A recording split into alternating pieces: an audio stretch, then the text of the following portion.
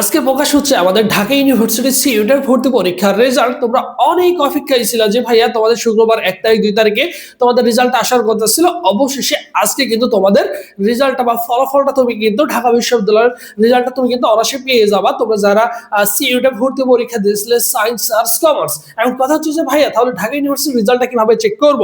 তুমি তোমার রেজাল্টটা আমাদের যে ঢাকা ইউনিভার্সিটির মেন যে ওয়েবসাইট রয়েছে সেখানে তুমি যদি লগ ইন করো, সেখানে তুমি যদি ক্লিক করো তাহলে তুমি অবশ্যই তোমার মেরিট পজিশন, তুমি কোন বিষয়ে কত মার্ক পেয়েছো সবকিছু সুন্দর করে ওখানে দেওয়া আছে, তুমি অনায়াসে বের করতে পারবা। ঠিক আছে, এখন কথা হচ্ছে কত পজিশন পর্যন্ত ভাই এবছর চান্স পেতে পারে, বিগত বছর কত পজিশন পর্যন্ত বা কত সিরিয়াল পর্যন্ত চান্স পেয়েছে এই বিষয়টা নিয়ে আলোচনা করবো। এবং তার আগে তোমাদের একটা ইনফরমেশন দিয়ে দিই। দেখো ঢাকা ইউনিভার্সিটিতে অনেকগুলো ধাপে কিন্তু তোমাদের ভর্তি কার্যক্রম হবে। সো সেই ক্ষেত্রে সকল আপডেট গুলো পেতে হলে এবং কি কি কার্যক্রম রয়েছে সবগুলো জানতে সুন্দর করে গুছিয়ে এর জন্য অবশ্যই কি করতে হবে ভাই, ইউটিউব চ্যানেল সাবস্ক্রাইব করে রাখলেন তাহলে কি হবে, পরবর্তীতে এই জিনিসগুলো তুমি কিন্তু অনায়াসেই পেয়ে যাবে, তোমার কোনো কিছু ভুল থাকবে না বা কোনো কিছু মিসআন্ডারস্ট্যান্ডিং হবে না। ঠিক আছে, এখন দেখি আমরা যে ডিইউ অ্যাডমিশন 2026 সালে তুমি ভর্তি পরীক্ষা দিয়েছো, 25 সালে তোমাদের রেজাল্টটা 25-26 শিক্ষাবর্ষ তোমরা।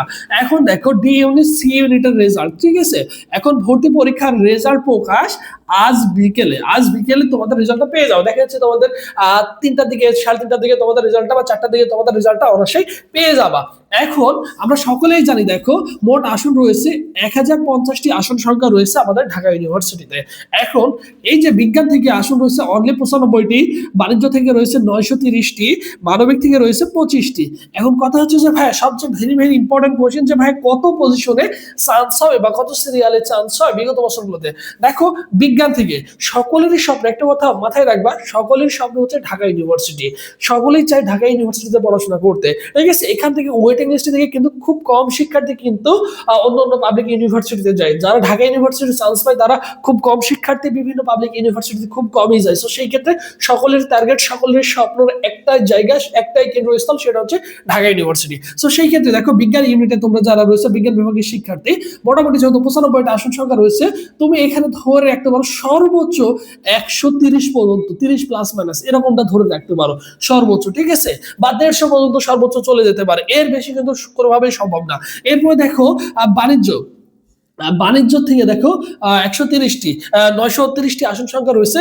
এখানে তুমি কি করতে পারো, সর্বোচ্চ 1200 প্লাস মাইনাস পজিশন পর্যন্ত চান্স পাওয়ার সম্ভাবনা থাকে। ঠিক আছে, 1100 থেকে 1200 এবং কম বেশি এটা প্রতি বছর কিন্তু হয়ে থাকে। সো সেই ক্ষেত্রে তোমরা ধরে রাখতে পারো এরকম পজিশনের মধ্যে থাকলে তোমরা আশা করা যায় একটি আসন সুনিশ্চিত করতে পারবা। এরপর দেখো মানবিকে 25টি আসন সংখ্যা রয়েছে, সেখানে তুমি সর্বোচ্চ ধরে রাখতে পারো 50 পর্যন্ত সিরিয়াল, 40 থেকে 50 পর্যন্ত যাদের সিরিয়াল থাকবে তারা একটি আসন সুনিশ্চিত করতে পারবে ইনশাআল্লাহ আশা করে।